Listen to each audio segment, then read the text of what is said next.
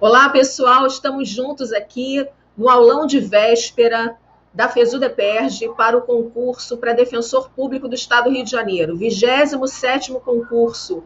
Vamos falar alguma coisa hoje de temas mais importantes, temas mais atuais a respeito de temas importantes para a Defensoria Pública, né? Então, vamos dar aqui algumas dicas para vocês a respeito de temas relevantes para o concurso para a Defensoria Pública, para o cargo de Defensor Público. A gente está aí no 27º concurso e nós estamos hoje nesse aulão de véspera da FESUDEPERJ.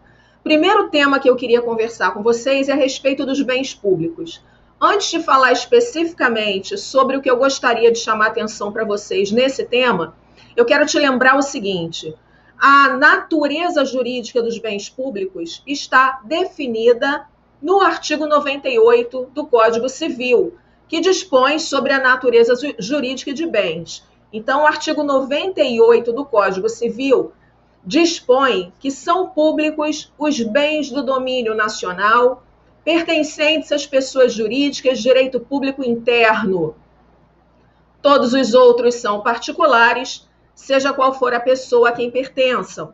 Então, o Código Civil estabelece a natureza jurídica dos bens sob um critério formal, sob o critério da pessoa a quem o bem pertence.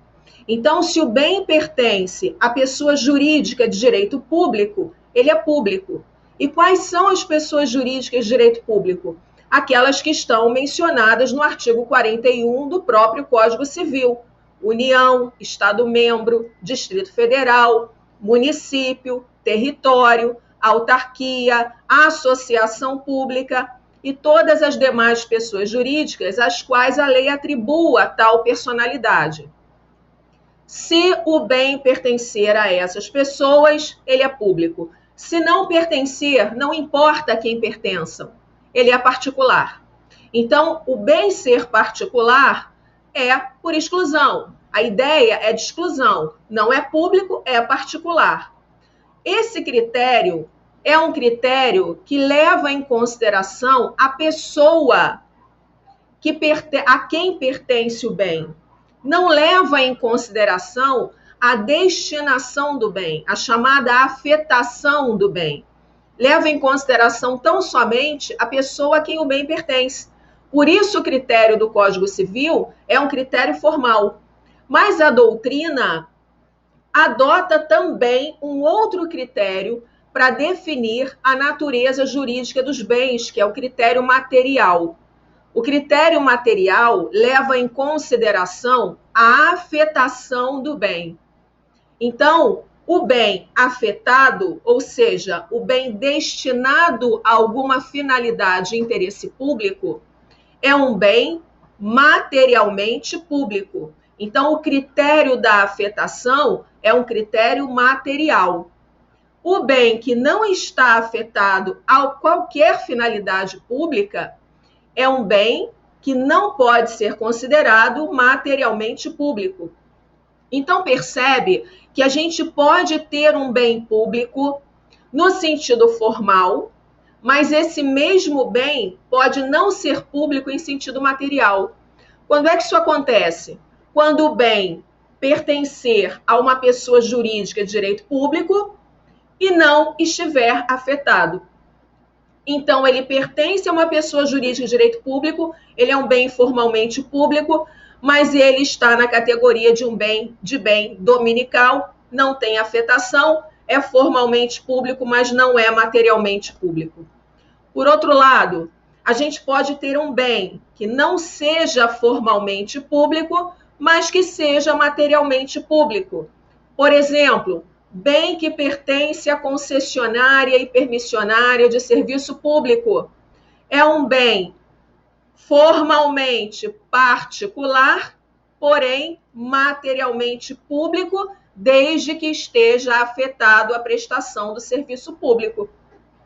Tanto é assim que os bens particulares no aspecto formal, mas que estejam afetados à prestação do serviço público, estão protegidos pelo mesmo regime jurídico que se aplica aos bens públicos.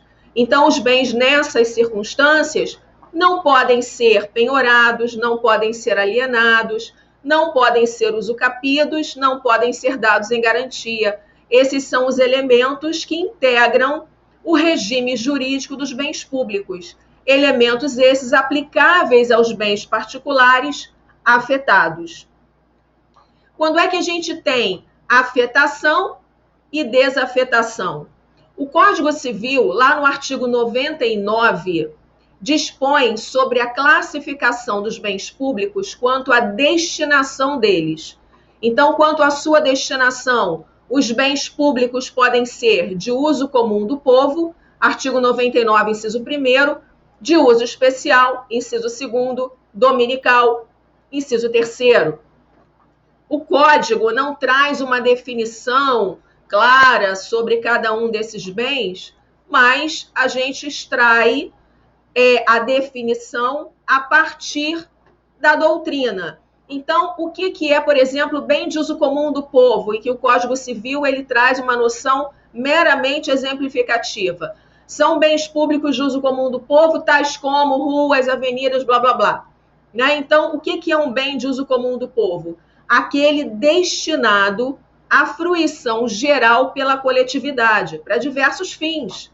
Então, pode ser para a circulação de veículos, pode ser para o lazer, pode ser para o esporte, pode ser para o exercício do direito de ir e vir, diversos fins. São bens que estão ali disponíveis para nós, membros da coletividade. Diferentemente dos bens públicos de uso especial. Os bens públicos de uso especial, eles têm uma finalidade específica, que pode ser a prestação de um serviço público ou o desenvolvimento de uma atividade administrativa ou um serviço administrativo. Então, por exemplo, o prédio onde funciona uma escola pública é um bem público de uso especial. Ali é prestado um serviço público de educação. Agora, o prédio onde funciona a Secretaria de Educação também é um bem público de uso especial, só que a partir dali não é prestado um serviço público estrito sensu, é prestado um serviço administrativo, é onde a administração realiza uma atividade interna corporis, interesse público secundário, é atividade de organização, atividade de estratégia, atividade administrativa. Esse também é um bem público de uso especial. Os bens públicos dominicais são aqueles que a administração possui no seu patrimônio como objeto de direito real ou pessoal, mas eles não têm destinação pública alguma. Estão lá no patrimônio da administração. Tá? Então, o objeto de direito real, um veículo, por exemplo, não utilizado, um imóvel não utilizado, ou direito pessoal, o direito de crédito. Por exemplo, a natureza jurídica da dívida ativa da administração pública. O que é dívida ativa? Crédito que a administração pública tem. A natureza jurídica da dívida ativa é de bem dominical, né? Um bem que está lá no patrimônio da administração, mas não está afetado. Os bens públicos dominicais, ou seja, os bens públicos desafetados, podem ser segundo corrente minoritária da doutrina, mas é uma corrente importante para nós, defensores públicos, na defesa dos nossos assistidos. Uma corrente minoritária da doutrina entende que os bens públicos dominicais, e, portanto, os bens públicos desafetados, formalmente públicos, porém não materialmente públicos, podem ser objeto de uso capião. Aí a gente tem que lembrar e estabelecer aqui um raciocínio em relação à Constituição. Tá, mas como defender a uso capião sem violar a Constituição? Por quê? Porque a Constituição dispõe, lá no artigo 183, parágrafo 3º, em relação a bens imóveis situados em áreas urbanas. E lá no artigo 191, parágrafo único, em relação a bens imóveis situados em áreas rurais. A Constituição dispõe que os bens públicos não são suscetíveis de uso capião. A Constituição só menciona bem imóvel, ok? Só bem imóvel. Já o artigo 102 do Código Civil é genérico, ele é abrangente. Os bens públicos não são objetos de uso capião, então abrange os bens imóveis e os bens móveis. Mas a questão aqui do raciocínio que a gente tem que fazer é principalmente em relação a bens imóveis, porque a gente vai ter que fazer um raciocínio de interpretação constitucional à luz da valoração de interesses, né, da proporcionalidade, da ponderação de interesses. Por quê? De um lado, a gente tem uma vedação constitucional ao uso capião de bem público. Então, como é que você justifica a possibilidade de uso capião de bem público sem violar essa vedação constitucional? A partir da ponderação entre esses dispositivos que vedam a uso capião de bem público e a função social da propriedade, que está lá no artigo 5º, inciso 23 da Constituição. O legislador constituinte dispõe que a propriedade deverá atender à sua função social. Aqui a gente tem uma garantia constitucional que tem por objetivo atender o interesse direto da coletividade, interesse público primário. Lá nos dispositivos que vedam ao uso capião, a gente tem interesse patrimonial da administração pública, interesse público secundário. Quando houver um conflito entre o interesse primário e o interesse secundário, deverá prevalecer o interesse primário em relação ao secundário, porque a gente está falando de interesse direto da coletividade, não apenas, nesse caso específico, do direito patrimonial da administração. O direito patrimonial da administração não pode prevalecer sobre o interesse de toda a coletividade. Então, se a administração abandonou um bem a ponto do particular passar a exercer posse direta e chegar à prescrição aquisitiva, significa que a administração não deu função social à propriedade, quem deu função social à propriedade foi o particular. Então, a função social da propriedade deve prevalecer em relação ao direito patrimonial da administração pública. Existe um entendimento do Estado de que o artigo 5º, inciso 23, não se aplicaria à fazenda pública. Só a função social da propriedade seria uma obrigação a ser observada apenas pelo particular, não pelo Estado.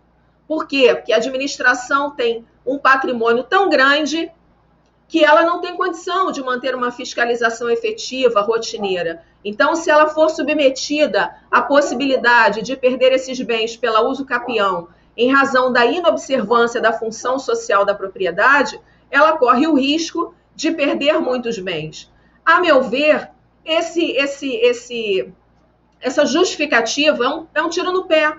Porque se a própria administração está dizendo que ela tem um patrimônio tão grande que ela não consegue fiscalizar esse patrimônio rotineiramente, então ela poderá correr o risco de perder, porque ela está demonstrando com todas as letras que ela tem patrimônio além do que ela precisa.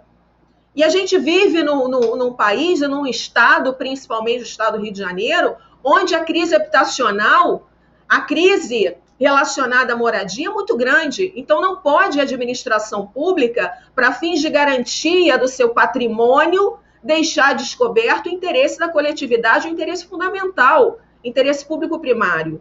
Ok? Então, essa é a visão em relação à possibilidade da uso capião sobre bem público. Volto a dizer, é um posicionamento minoritário, não há jurisprudência, não há decisão favorável do TJ do Rio, não há decisão favorável do TJ no STJ. Existem duas decisões antigas, uma do TJ de São Paulo, outra do TJ de Minas, relativas ao tema. Eu, inclusive, separei e vou disponibilizar para vocês a de São Paulo, que é uma decisão melhor em termos de fundamento. Mas existe na doutrina, por exemplo, professor Cristiano Chaves de Farias, Nelson Rosenval, já defendem há bastante tempo, são civilistas, já defendem há bastante tempo essa possibilidade. Mas no direito administrativo, dentre os administrativistas, a gente tem, por exemplo, o professor Rafael Rezende de Oliveira, que além de administrativista, é procurador do município do Rio de Janeiro. E ele defende a possibilidade da uso capião sobre bem público dentro dessas características que eu acabei de falar para vocês. Eu vou aqui, deixa eu colocar aqui para vocês o posicionamento dele, tá? É esse aqui de baixo, olha. Apesar do entendimento amplamente dominante da doutrina e na jurisprudência que afirmam a imprescritibilidade de todos os bens públicos, entendemos que a prescrição aquisitiva, uso capião, poderia abranger os bens públicos dominicais ou formalmente públicos, tendo em vista os seguintes argumentos. Letra A. Esses bens não atendem à função social da propriedade pública, qual seja o atendimento das necessidades coletivas, interesses públicos primários, satisfazendo apenas o denominado interesse público secundário, patrimonial do Estado. Letra B. Em razão da relativização do princípio da supremacia do interesse público sobre o privado, por meio do processo de ponderação de interesses, pautado na proporcionalidade. Aqui eu trouxe para vocês a súmula 340, que veda uso capião de bem público, do STF, e a súmula 619 do STJ, que dispõe que, obviamente essa súmula é utilizada pelo Estado, dispõe que a ocupação indevida de bens públicos constitui mera detenção e não posse, né? Então o Estado utiliza isso para afastar a possibilidade da uso capião de bem público. Essa aqui é a decisão que eu falei para vocês, que é do Estado de São Paulo. Não vou ler aqui, porque é desnecessário, mas eu vou disponibilizar para que vocês tenham acesso a ela, ok? Deixa eu falar uma outra coisa para vocês, a questão da afetação e da desafetação, que é bem importante isso para a gente. A doutrina menciona 2 tipos de afetação e desafetação: a jurídica ou formal e a tácita ou material. Jurídica ou formal é a que decorre de lei ou de ato administrativo. Tácita ou material, a que decorre dos próprios fatos. Então, se, por exemplo, o governador do Estado do Rio de Janeiro edita um decreto afetando um determinado bem, a prestação de determinado serviço público, a gente tem uma afetação jurídica ou formal. Se mais à frente ele revoga esse decreto, a gente tem uma desafetação jurídica ou formal. Agora, vamos imaginar que o prédio onde funciona uma escola pública incendiou. Então, o serviço público de educação não vai mais poder ser prestado ali naquele local. A gente tem uma desafetação material ou tácita. Ela não decorreu de ato administrativo nem de lei, ela decorreu de um fato que inviabiliza a utilização daquele bem para a prestação do serviço público. A afetação tácita ou material, por exemplo, praia. A Lei 7661 de 88, que é a Lei de Gerenciamento Costeiro, define praia no artigo 10, parágrafo 3º. E diz assim: praia, área coberta e descoberta pelas águas, seguida de material detrítico, tais como seios, cascalhos, pedras, pedregulhos, até onde se inicia a vegetação natural ou, na sua ausência, um outro ecossistema. Olha como estudar direito administrativo é uma delícia. Você vai à praia estudar administrativo. Então, você fica lá, chega lá no calçadão, olha em direção ao mar. Aí você vai ver que tem uma faixa de terra aqui no Rio de Janeiro, né? O material detrítico, em regra, no município do Rio, em regra, é areia.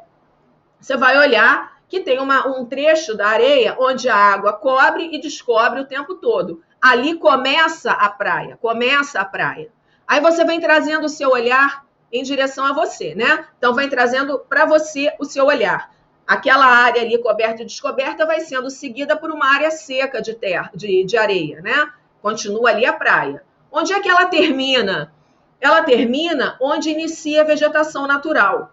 Aqui no município do Rio, dificilmente termina no início da vegetação natural. Quando não tem vegetação natural, ela termina em um outro ecossistema, que em regra aqui no Rio é o calçadão. Esse final da praia é chamado linha de Jundo. Gente, a definição do que é praia já está na lei. Praia é isso aí. Imaginem vocês se por uma razão geológica qualquer, numa determinada região do nosso país, surge uma área com essas características. É preciso que venha uma lei de efeitos concretos, dizendo que aquela área que surgiu passou a ser praia? É preciso que venha um ato administrativo, um decreto, dizendo que aquela área que surgiu passou a ser praia? Não, óbvio que não. Por quê? Porque houve uma afetação natural, porque surgiu uma área com as características de praia. Ponto. Por que isso é bem importante para a gente? Pelo seguinte: se você for falar com um procurador do Estado, por exemplo, você dificilmente vai encontrar uma adesão à possibilidade da afetação, da desafetação tácita ou material. Normalmente, eles discordam da possibilidade desse tipo de desafetação. Por quê? Porque é super perigosa para o Estado. Eu vou dar um exemplo para vocês entenderem bem isso, para ver a importância para a gente. Quando eu estava em vara de fazenda pública, e eu fiquei em torno de 10 anos titularizando uma das varas de fazenda pública, a gente recebeu um caso que era o seguinte: a pessoa residia num determinado imóvel pertencente ao Estado do Rio de Janeiro há mais de 30 anos. O Estado do Rio de Janeiro, lá pelas tantas, depois de mais de 30 anos de posse dessas pessoas, ingressa com uma ação reivindicatória desse bem. E aí, a gente alega em defesa desse nosso assistido, e essa é uma situação antiga, a gente não tinha ainda a uso capião como possibilidade ali de arguição, porque não havia essa doutrina, né, que pudesse justificar isso, ainda que minoritária, mas a gente arguiu a concessão de uso especial para fins de moradia. E por que a gente arguiu isso? Pelo seguinte: o Estado, ele ingressa com ação reivindicatória dizendo o seguinte: olha, esse imóvel ocupado por essas pessoas não poderia ser ocupado porque ele está afetado, porque existe um decreto de 1970 e alguma coisa, eu não me lembro mais 70 e quanto, mas era 70 e pouco, que afeta esse imóvel à prestação do serviço público de água. Então, esse bem é um bem de uso especial. E na medida que ele é um bem de uso especial, ele é um bem afetado, ele não pode ser alienado de forma alguma. Por isso eu quero o bem de volta. A pessoa está com a sua família residindo lá naquele bem há mais de 30 anos. E aí, o que a gente argui em defesa? Olha só, houve uma afetação formal ou jurídica a partir do decreto. Mas na medida em que houve o abandono do bem, a ponto de uma família conseguir residir nesse imóvel há mais de 3 décadas, houve uma desafetação tácita ou material, decorrente do abandono pelo poder público. Percebe o quanto é importante a defesa da desafetação tácita ou material? Porque ela é justificativa para a defesa de direitos dos nossos assistidos. Percebe por que o procurador do Estado, a Procuradoria do Estado gosta disso? Porque é perigoso para o próprio Estado, tá bom? Mas era bastante importante trazer para vocês o conhecimento dessa situação relacionada a bens públicos, ok? A gente falando ainda, só para a gente finalizar aqui a questão dos bens públicos, eu mencionei para vocês a concessão de uso especial para fins de moradia. Concessão de uso especial para fins de moradia é uma forma de dar garantia à posse exercida sobre bem público para fins de moradia. A concessão de uso especial para fins de moradia tem base constitucional. Artigo 183, parágrafo 1º da Constituição. O artigo 183, caput, trata da uso capião especial urbana. O parágrafo 1º vai dizer assim: o título de domínio, ou seja, está se referindo ao uso capião, e a concessão de uso, ou seja, está abrangendo a concessão de uso especial para fins de moradia, serão conferidos ao homem ou à mulher ou a ambos, Muito bem. O artigo 183 e o artigo 182 constituem o capítulo da política urbana na Constituição. A primeira Constituição brasileira a trazer um capítulo próprio sobre política urbana foi a Constituição de 88. Então, os dois artigos que compõem esse capítulo são esses dois, 182 e 183. Quando a gente vai ao artigo 182 caput, a gente vai ver que o legislador constituinte dispõe que compete ao município executar medidas de política urbana, mediante diretrizes gerais fixadas em lei. Quem é que fixa essas diretrizes gerais? Por lei, a União. Por quê? Porque compete à União editar normas gerais sobre direito urbanístico, porque direito urbanístico constitui competência concorrente. Artigo 24, inciso 1º e parágrafo 1º da Constituição. Essas normas gerais já existem. Elas estão no Estatuto da Cidade, na Lei 10.257 de 2001. O Estatuto da Cidade, lá no artigo 4º, dispõe sobre os instrumentos de política urbana. Se você for à ementa do Estatuto da Cidade, você vai ver que o legislador diz assim: regulamenta os artigos 182, 183 da Constituição e da outras providências. O artigo 4º trata dos instrumentos de política urbana. Inciso 5º, instrumentos jurídicos e políticos. Letra H, concessão de uso especial para fins de moradia.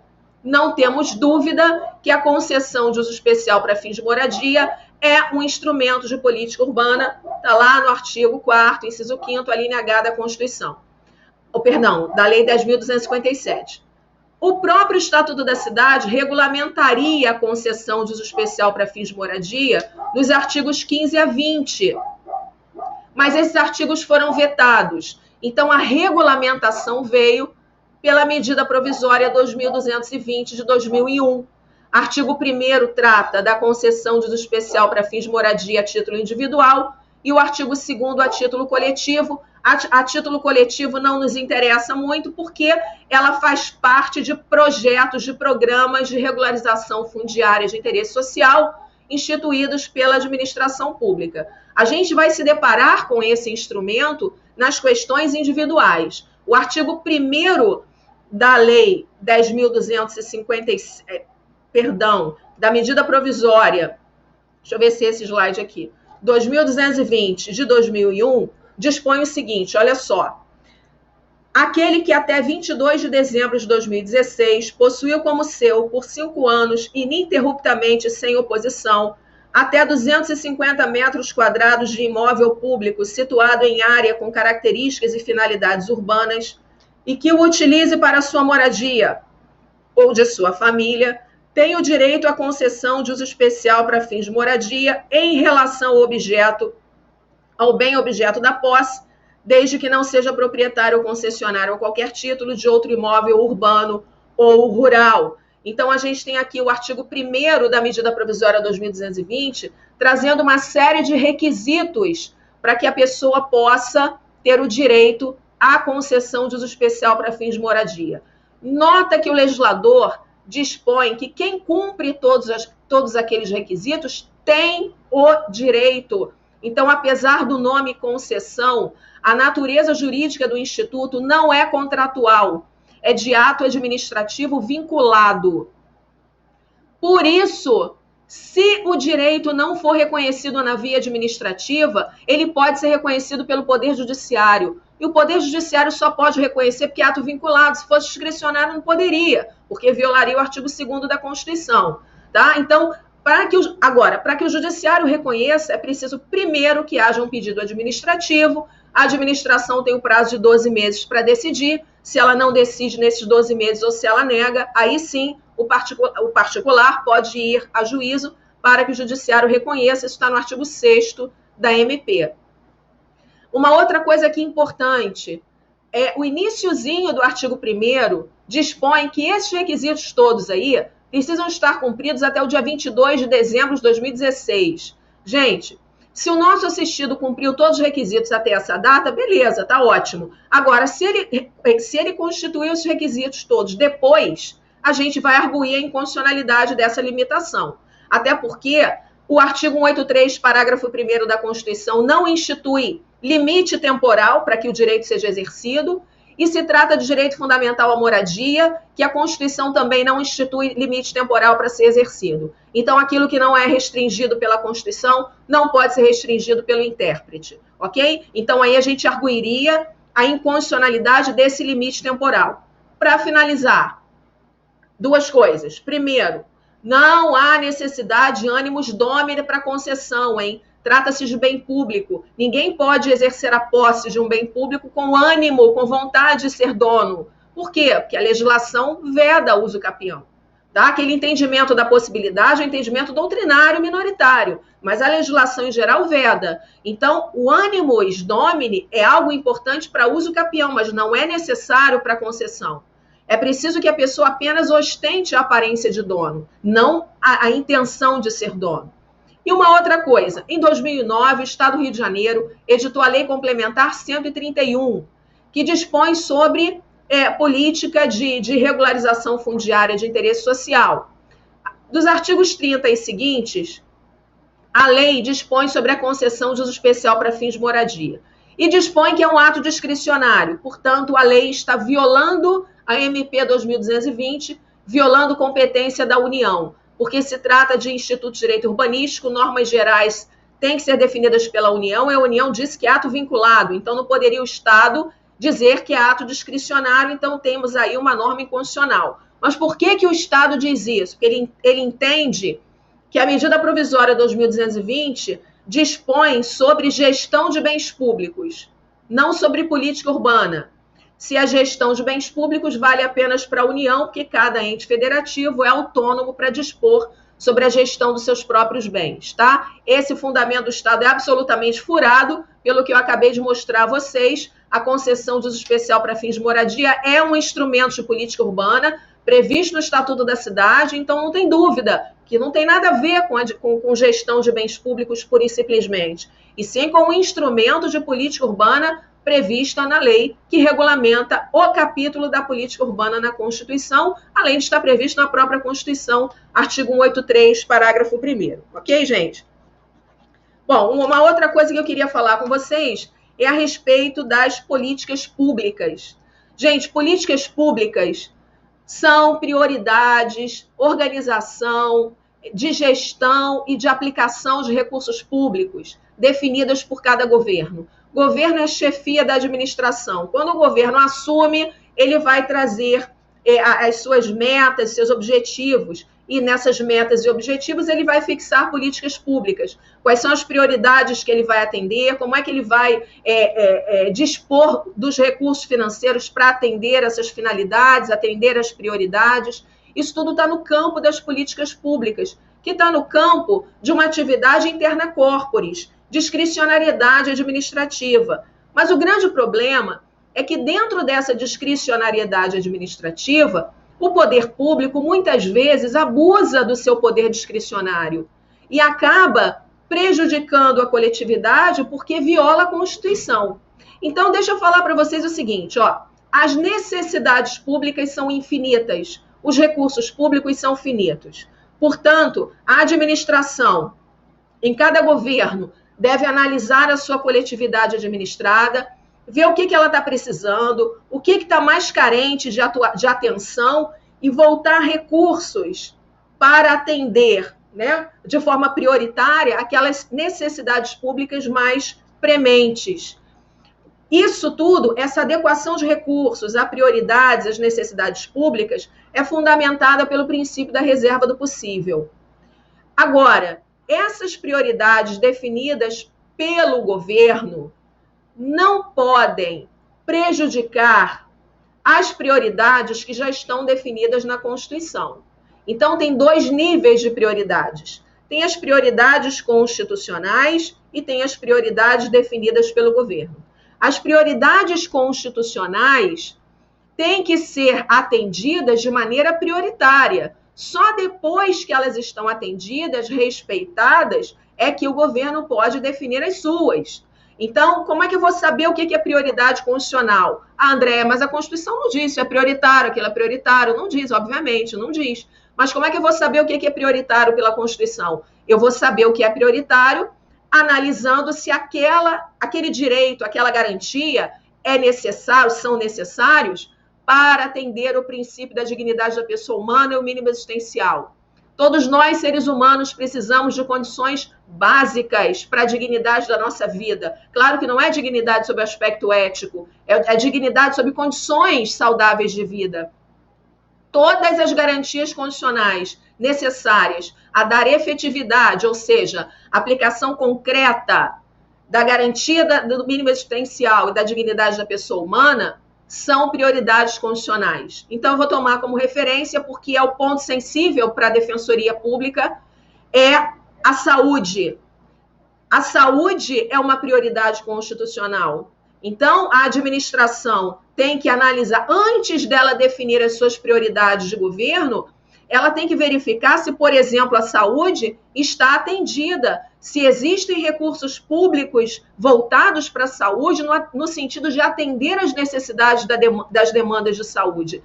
Se a administração destina recursos para atender às prioridades definidas pelo governo, em detrimento daquelas prioridades que já estão na Constituição, a administração está violando a Constituição.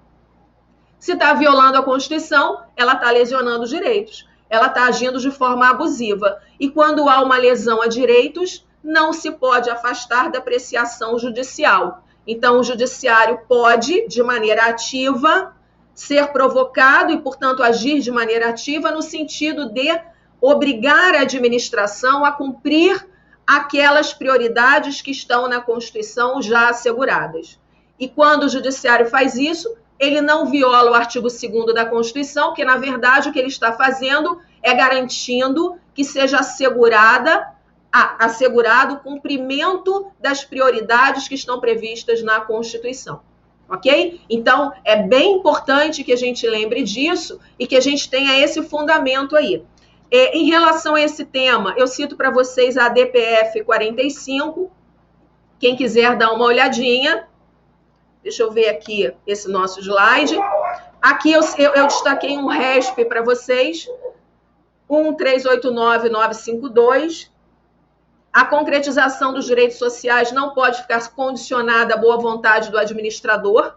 Tratando-se de direito essencial incluso no conceito de mínimo existencial, inexistirá empecilho jurídico para que o judiciário estabeleça a inclusão de determinada política pública nos planos orçamentários do ente público. Então, o judiciário obriga a incluir aquela política pública nos planos orçamentários da administração. Então, cabe à administração pública destinar recursos para atender aquela obrigação imposta judicialmente.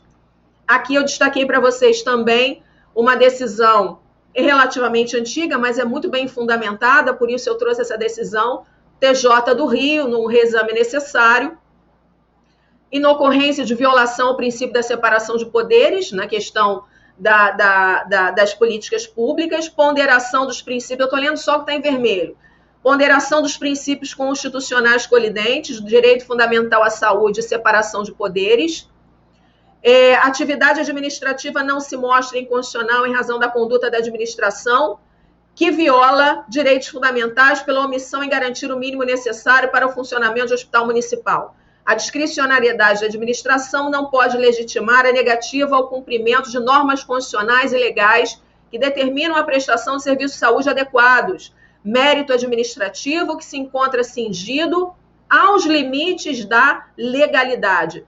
O mérito administrativo não é uma carta em branco nas mãos do administrador. O mérito administrativo deverá ser exercido dentro da razoabilidade, dentro da ponderação, dentro da proporcionalidade.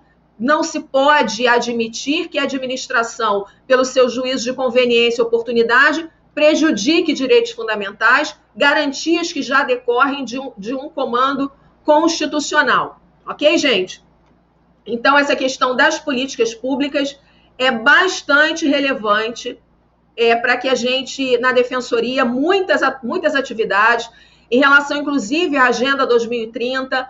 A Agenda 2030 é um documento que foi elaborado em 2015, na sede da ONU, onde foram reunidos em torno de 192 países, para que durante 15 anos, por isso a Agenda 2030, né, até o ano de 2030, eles pudessem se organizar para atender 17 metas e 17 objetivos e 169 metas. O Brasil é signatário e a Agenda 2030 também é utilizada como fundamento para a implementação de direitos e garantias fundamentais, como, por exemplo, a ação da Defensoria Pública, a ação civil pública, no sentido de obrigar as escolas públicas, durante o período de suspensão das aulas, a continuar fornecendo alimentos para os alunos, a reduzir pela metade a população,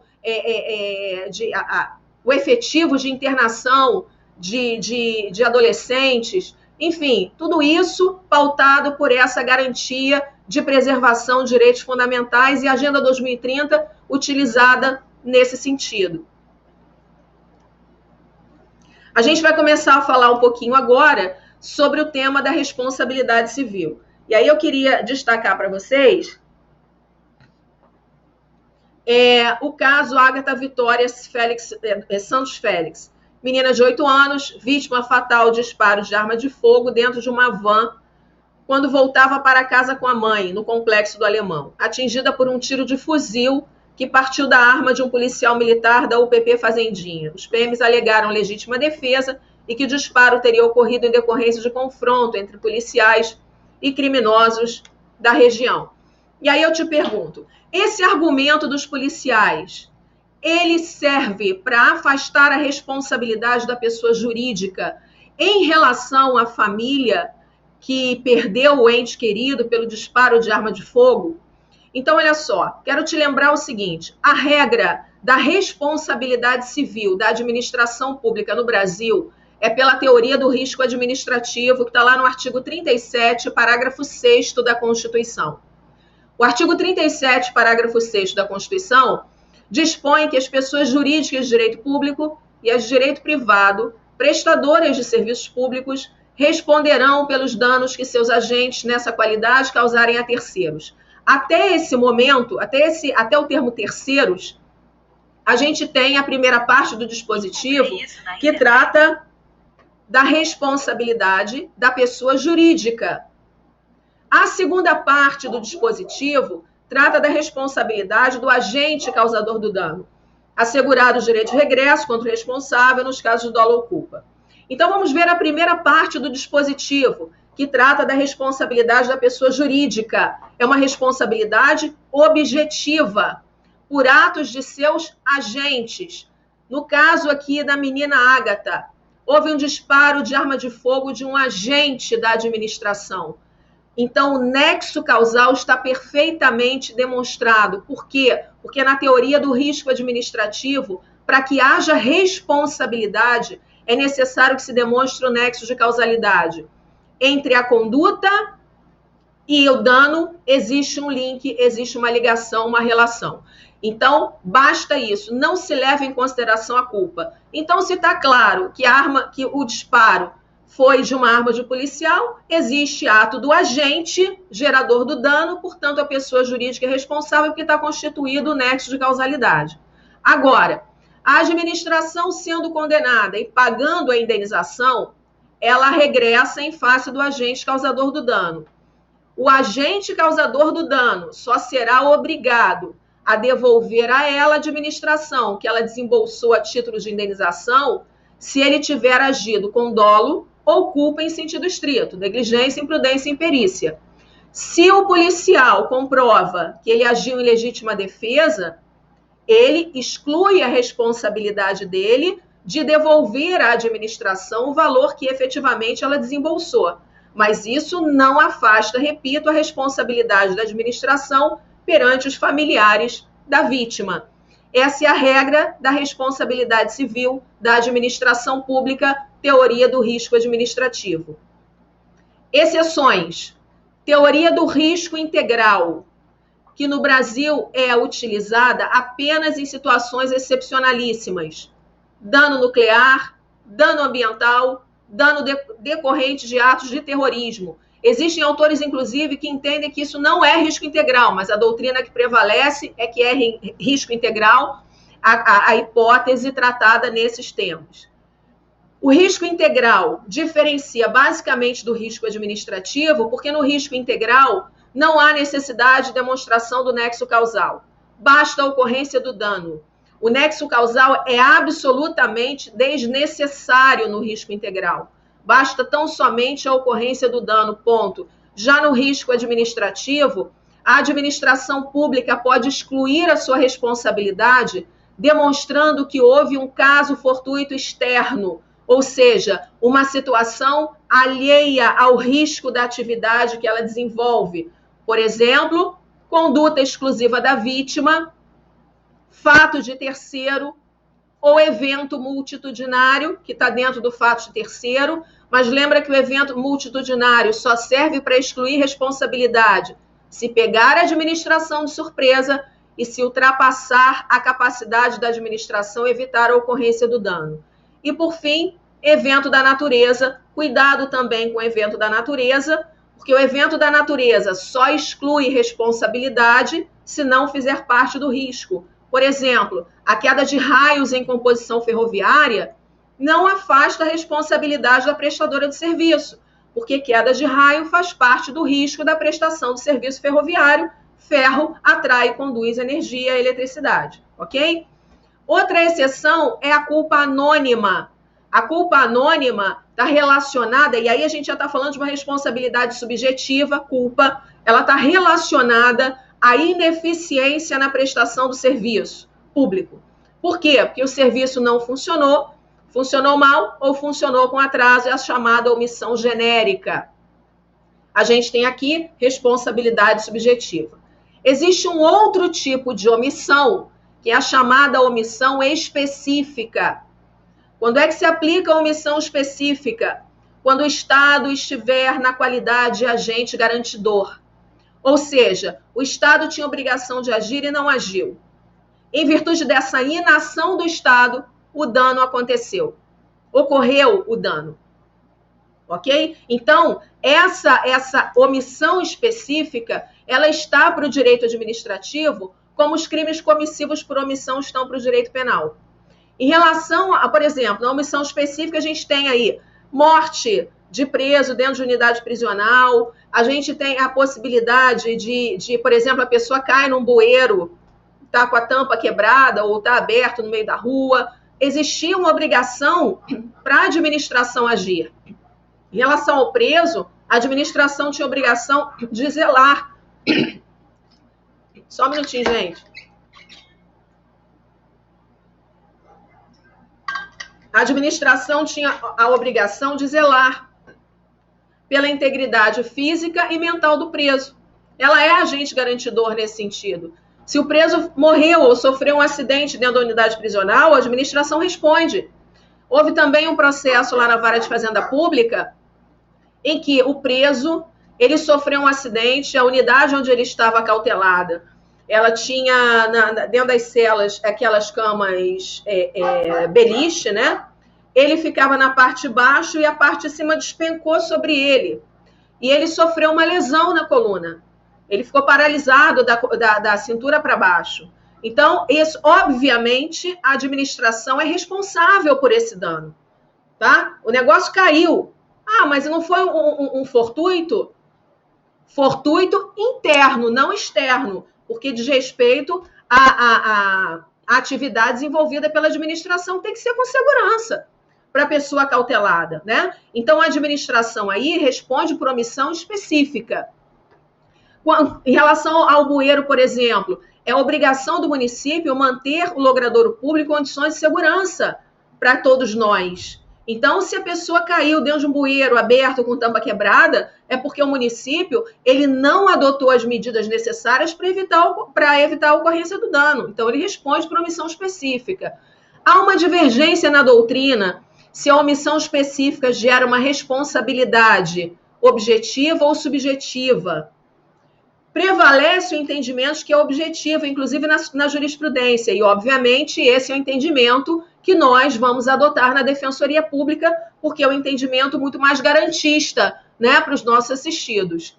Um outro detalhe também em relação à responsabilidade civil é a questão da dupla garantia ou da legitimidade per saltum, em relação ao artigo 37, parágrafo 6º da Constituição.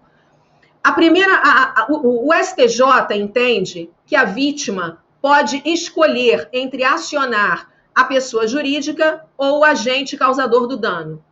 O STJ entende que não há vedação constitucional para isso. Então, ele entende que a vítima, se quiser, pode saltar, pode pular a administração para acionar diretamente o agente causador do dano.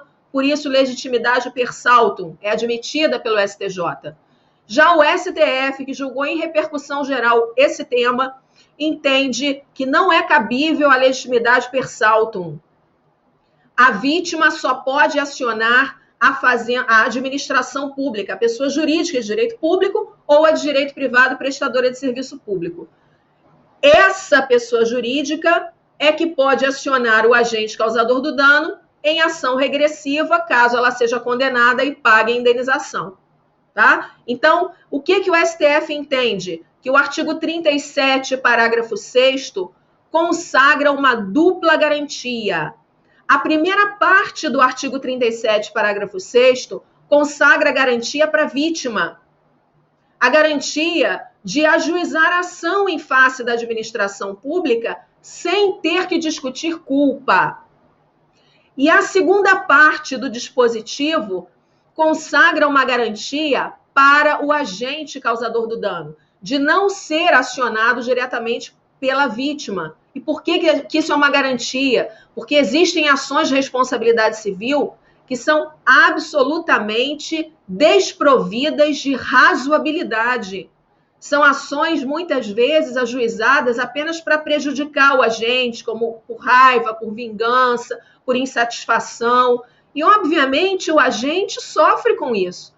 O agente se angustia, o agente se aborrece, o agente se entristece, né? O agente fica sem dormir com aquela preocupação. A administração não, a administração é fria, a administração não sente, né? A administração não sente dor, angústia, enfim.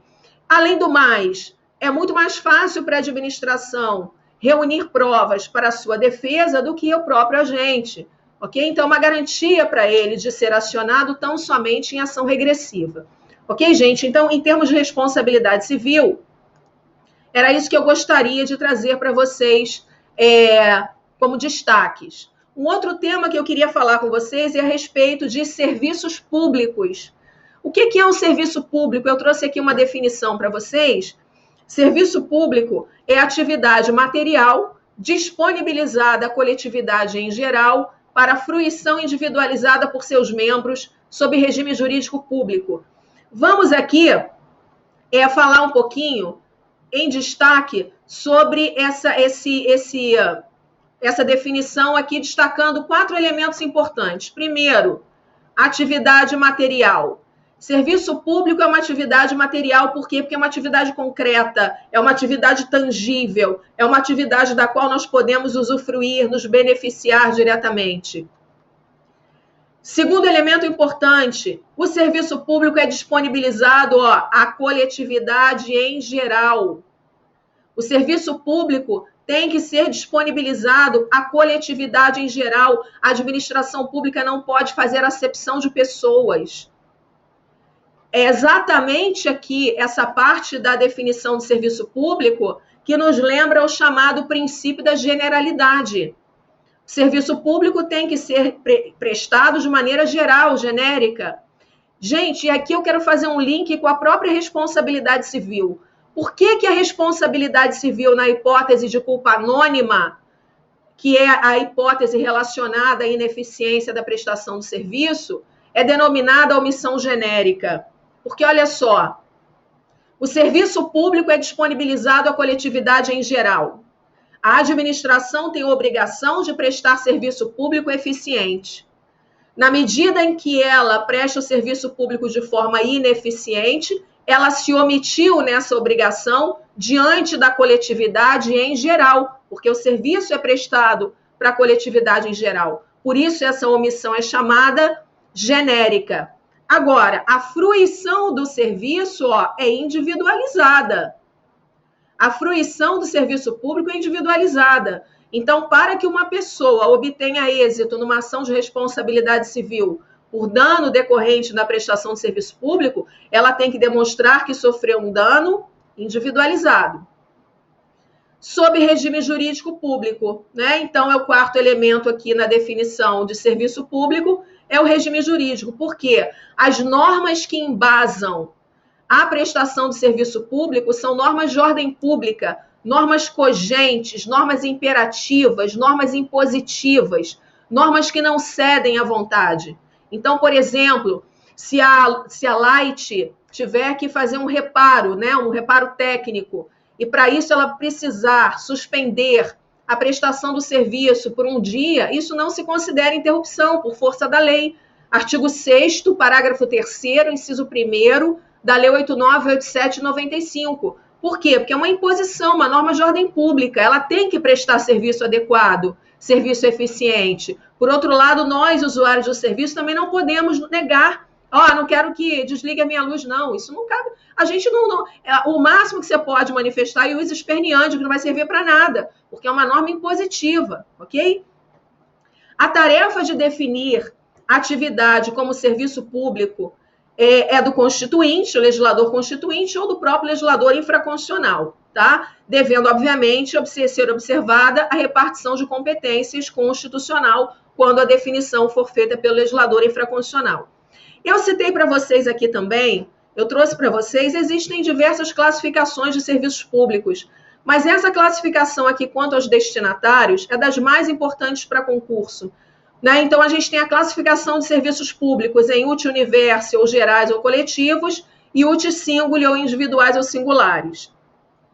Qual é a diferença entre um e outro? Os uti universe são os serviços públicos que não permitem que a gente identifique a quantidade de consumo. Gente, o uso, o consumo, a fruição é sempre individualizada, não importa o tipo de serviço. Agora, no uti universe, a gente não sabe e não tem condição de saber quanto cada um de nós usufrui do serviço. Iluminação pública, se a gente está caminhando na rua com 200 pessoas também caminhando na rua, cada um de nós está usufruindo individualmente da iluminação pública, mas não dá para dizer o quanto. Uma sala de aula numa escola pública com 40 crianças estudando, cada uma está recebendo serviço público de educação individualmente, mas não dá para saber o quanto de educação cada uma recebe. Então, por isso, em regra, os serviços públicos de universe são remunerados por impostos, que são tributos gerais. Os serviços públicos uti singuli são aqueles que a gente consegue mensurar o consumo. A gente sabe o quanto de consumo cada usuário fez. Esses serviços uti universe são remunerados por taxas, que são tributos, ou tarifas, preço público. Taxa remunera o serviço efetivamente prestado, utilizado, consumido ou meramente disponibilizado. Por exemplo, a taxa de incêndio. Está disponível e ninguém quer usar. Já a tarifa tem natureza contraprestacional, só se pode cobrar tarifa pelo serviço público efetivamente consumido. É por isso que a Defensoria Pública várias vezes ingressa com ação de revisional de débito para rever débito, normalmente é de água, né, de cobrança de água. Por quê? Quando a companhia não consegue marcar o consumo pelo hidrômetro, porque, por exemplo, ele está com defeito, a companhia faz a média de consumo dos últimos 3 meses e cobra. A cobrança por média, por estimativa, é ilegal. Por quê? Porque a tarifa tem natureza contraprestacional. E quando a cobrança é pela média, corre-se o risco de estar sendo cobrado um valor além do devido pelo consumidor. Ok? Então, esse é o objetivo aí das ações revisionais, e quando a defensoria ingressa com ação revisional, normalmente a companhia leva o refaturamento da conta, cobrando pela tarifa mínima. A gente tem aí o serviço, a súmula vinculante 41, o serviço de iluminação pública não pode ser remunerado por taxa, exatamente, e não pode mesmo, que se a iluminação pública é serviço uti universe, não pode ser remunerado por taxa, porque taxa remunera serviço uti singuli. E exatamente por isso é que foi criada a contribuição de iluminação pública, artigo 149A da Constituição, que remunera a iluminação pública especificamente, tá? A súmula 545 trata também desse tema, falando da diferença entre o preço público e a taxa. Um é preço público, outro é tributo. Aqui eu citei para vocês também alguns princípios importantes da prestação de serviço público, o princípio da continuidade. O TJ, na súmula 83, dispõe que a lícita interrupção de serviço pela concessionária em caso de inadimplemento do usuário após prévio aviso na forma da lei. Claro que a gente vai entender que não é lícito, porque, na verdade, a gente tem o usuário como parte fraca na relação contratual com a concessionária. Então, para que haja legitimidade para a concessionária suspender o fornecimento de serviço, isso tem que passar pelo crivo do contraditório e ampla defesa junto ao Poder Judiciário, porque contraditório e ampla defesa na concessionária não existe. Né? A concessionária, ela faz a cobrança, ela apresenta no máximo ao usuário um parcelamento de dívida e ponto final. Tá? Então, tem que se garantir o contraditório ampla defesa. Por quê, gente? Olha só, o artigo 22 do Código de Defesa do Consumidor dispõe que não pode haver suspensão de serviços essenciais, e a maioria dos serviços públicos é essencial.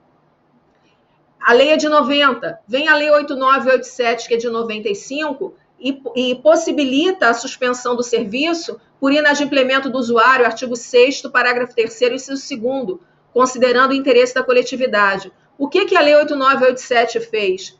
Retrocesso. Ela violou o princípio de interpretação constitucional de vedação ao retrocesso. Por quê? Porque o Código de Defesa do Consumidor é uma lei que regulamenta um direito, uma garantia, uma conquista social trazida, guardada, respaldada pela nossa Constituição. Então, não poderia vir uma outra lei, que é a 8987, suprimir essa garantia sem uma política de substituição. Tá? Então, por isso, a gente vai arguir a inconstitucionalidade disso para a defesa do nosso assistido. Princípio da modicidade é um outro princípio também importante. Tarifas módicas são tarifas acessíveis a todos, por isso a possibilidade de tarifas sociais, tarifas diferentes, né, considerando faixas de consumidores. Então, aqui a súmula 407 do STJ, inclusive, dispõe sobre isso, quando trata da igualdade, né? Então, tratamento igualitário é tratar de forma desigual aquele que é desigual. É legítima a cobrança de tarifa de água fixada de acordo com as categorias de usuários e as faixas de consumo. Isso também é bem importante. E para a gente finalizar aqui as nossas dicas, eu queria falar a vocês rapidamente a respeito do transporte público coletivo. A gente tem aqui 2 tipos de documentos que garantem aos assistidos, as pessoas, né, em geral, o transporte público coletivo, dependendo de determinadas situações em que elas se enquadrem. O Vale Social, que é fornecido pelo Estado do Rio de Janeiro, e o Passe Livre, que é fornecido pelo município do Rio de Janeiro. Eu coloquei aqui para vocês as leis, as normas que fundamentam esses documentos. O Vale Social, que é fornecido pelo Estado do Rio de Janeiro, ele dá direito ao transporte público intermunicipal rodoviário e também ao transporte público metroviário, aquaviário, ferroviário, metrô, barcas e trem. Então, rodoviário intermunicipal, metrô, barca e trem, Vale Social. O Passe Livre dá direito ao transporte rodoviário intramunicipal, só. Aí o intermunicipal, só se houver convênio com o Estado. Ok, gente? Só. Então, é para doente crônico, para tratamento da sua saúde, para pessoas idosas, estudantes da rede pública, acompanhantes, quando a criança não puder ir sozinha para a escola, quando o doente crônico tiver que ser acompanhado por alguém para que ele possa ir para o seu tratamento, ok? Súmula 183 do TJ, o princípio da dignidade da pessoa humana e o direito à saúde asseguram a concessão de passe livre ao necessitado com custeio por ente público, desde que demonstradas a doença e o tratamento através de laudo médico. Isso aí, a própria lei dispõe sobre os requisitos para que a pessoa obtenha esses documentos. Gente, quero agradecer muito a confiança na Fundação, agradecer muito a confiança que nesse nosso papo, né, nessas nossas dicas, nesse aulão de véspera em relação ao concurso. Eu peço a Deus que esse nosso encontro seja de muita, muita, muita valia para vocês, uma excelente prova, que vocês tenham bastante tranquilidade, bastante paz, equilíbrio, para que vocês realizem aí uma excelente prova, tá? Muito obrigada, um beijo grande para vocês. Se vocês quiserem me seguir no Instagram, Prof. Andréia com I Gonçalves sem o cedilha, eu sempre coloco dicas, informações, e é uma alegria, um prazer imenso estar aqui com vocês, tá bom? Beijo grande.